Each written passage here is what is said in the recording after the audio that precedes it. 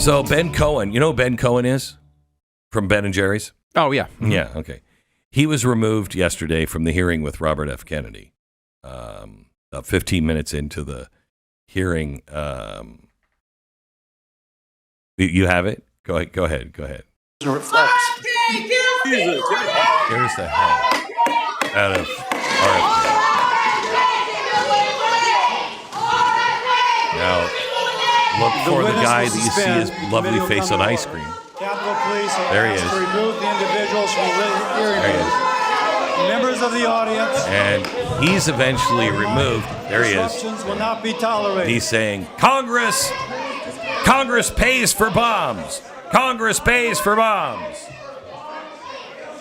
And they kill people. Members of the audience are reminded disruptions will not be permitted. I hope if we're buying bombs, while the those committee should conducts kill its people. I business. mean, Capitol Police are asked to remove the individuals from the hearing room. let me have some ice cream right now. Let me get some of that. You know?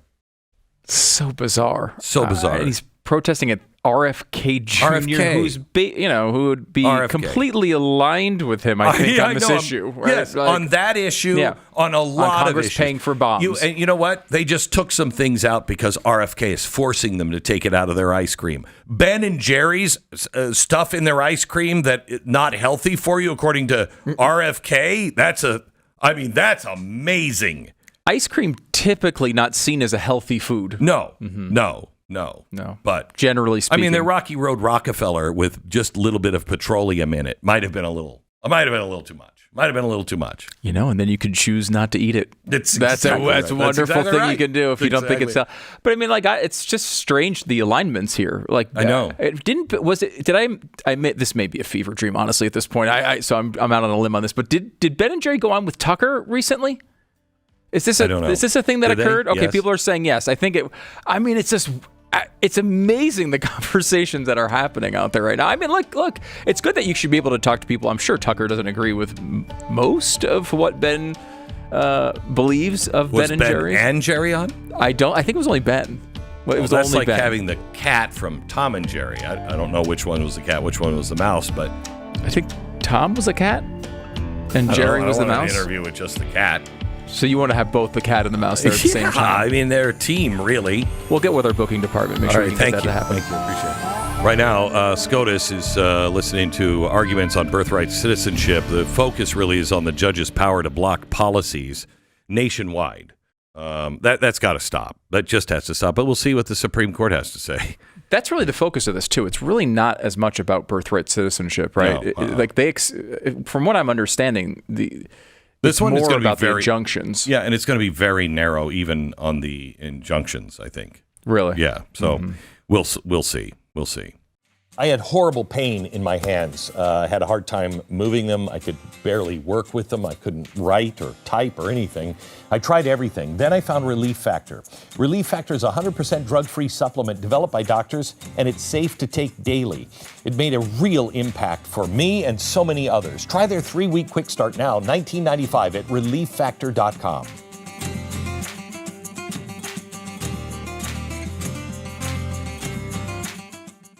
So welcome to the program. We're glad you're here. You know who's not here is Ben and Jerry. He's here in my heart. I mean, in that way, but I mean by like the calcium built up from all of the heart disease that I've received from the company over the years. But yeah, no, he's not here. He was at that big hearing. He was. It's difficult to understand where everyone is anymore. Like I feel like at the time, this was easier back in the day. You know, like you could kind of like you hear Ben and Jerry, you knew left, right? Like it was easy. Mm-hmm. Now I miss the days when we could just put labels on people and it was easy. It was easy. It made things a little bit easier to keep track of. You know, like some people have put the label anti-Semite, for example, on Ben and Jerry in their company over the years. That was a label that I thought was interesting. Right.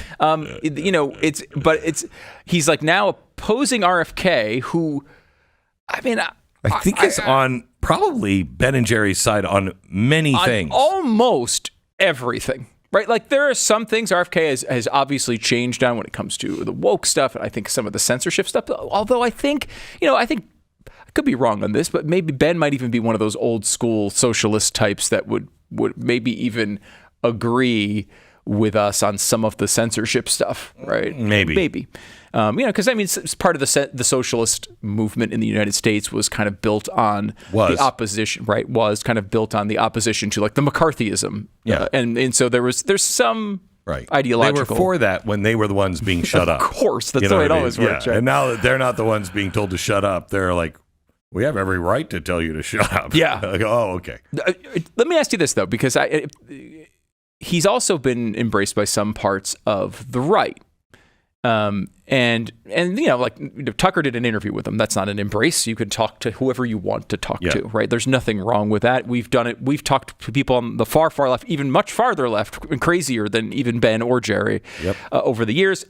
No problem with that. As a journalist, you should do that. I mean, Tucker talked to Vladimir Putin. Yeah. Right. So did Megyn Kelly. Yeah. I would talk to America's biggest enemies. But I wouldn't be like sucking up to him. Right. You would ask tough questions. Right. I'm sure Tucker did in the interview. But I've noticed this thing that we're doing, and I'm a little concerned. Okay. Let me see if I can articulate this. Us on the right, the conservative side of the spectrum, find someone who has some crossover with us in some way, but is really a figure of the left, okay? And we kind of give them this warm embrace and say, hey, come on over. We've got this thing that we agree on. It's wonderful.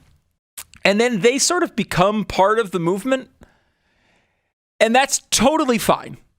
Like, let me give you an example. Tulsi Gabbard.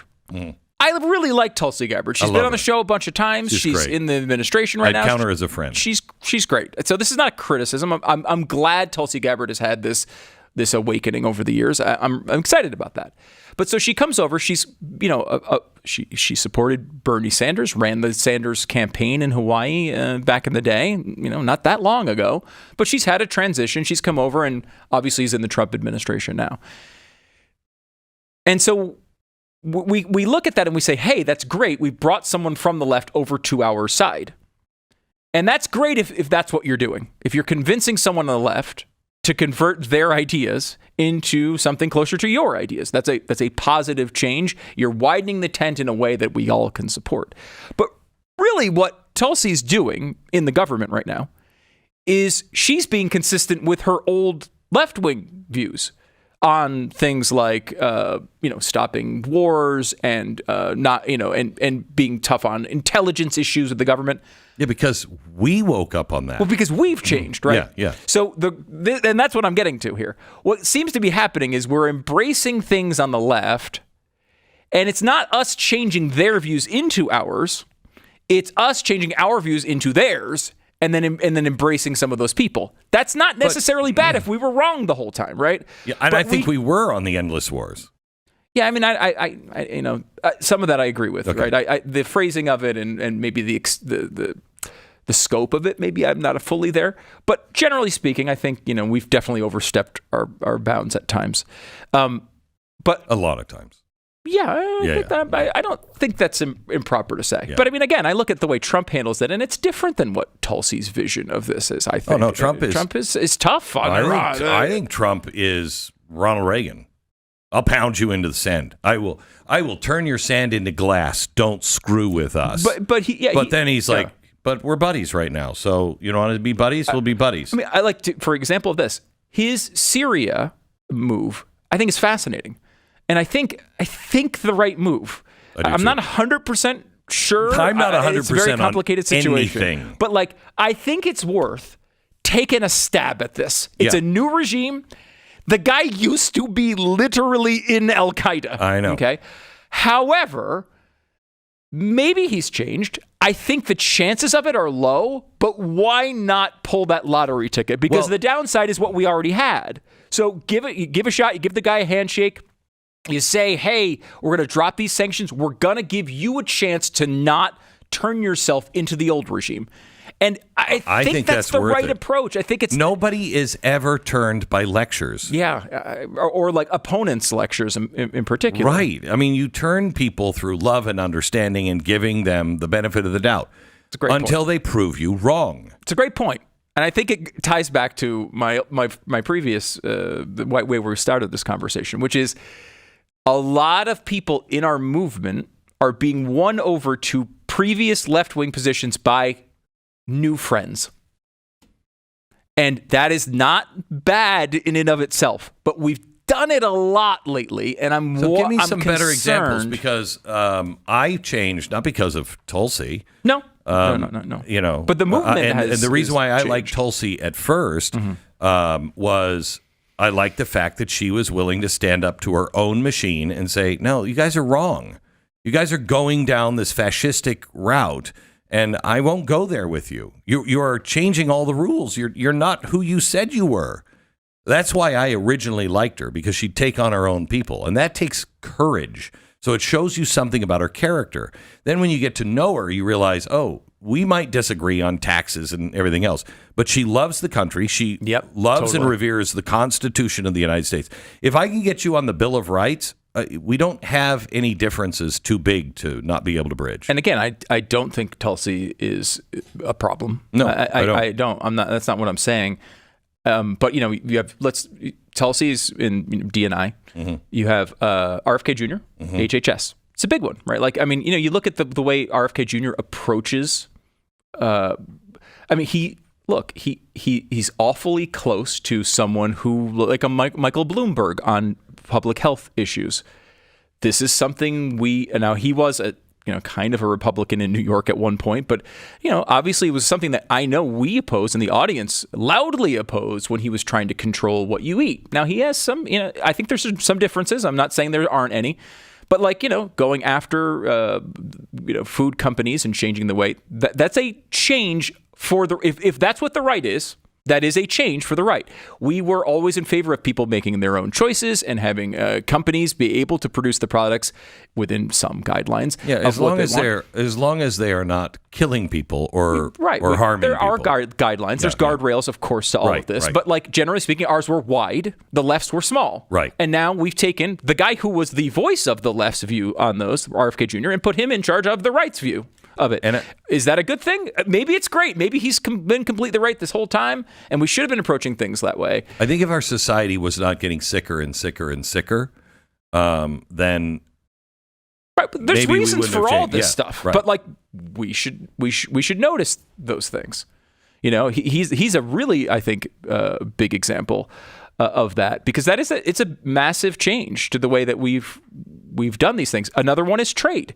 Peter Navarro ran as a Democrat over and over and over and over again on these trade ideas. Now, Donald Trump has been consistent with these trade ideas since the day he was in the public eye. There's nobody who has been more outspoken on the anti-trade up until recently than me and you. Mm-hmm. You're still outspoken on it. I think we have to give it a shot, because we're behind the eight ball here. Yeah, I mean, I don't like the policy. I don't agree, but again, it's separate from whether each individual one of these is right. Yeah. But there's a lot of these, and over time, I think you'd acknowledge it's going to add up to a completely different formula. It might be the right thing for us to do. Right, but isn't this? But we should notice each one of these changes, I think. Isn't this? And I think you're right on that. But isn't this the same as? I mean, you're not the same guy I met 30 years ago. Totally. That I hired. We all change. Yeah, we all change, ways. And that's good. And we should notice when we change, because then we learn from, wait, why did I just change? Did I change for the right reasons, or did something happen to me?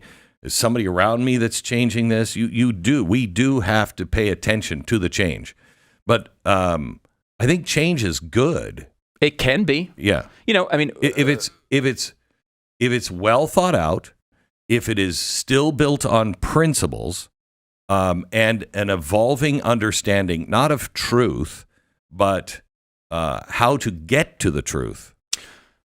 For instance, the foreign war thing, I just know right now what we've been doing is not working. It's not going to make the world safer, ever, ever, ever, ever. It's not. However, sometimes it has.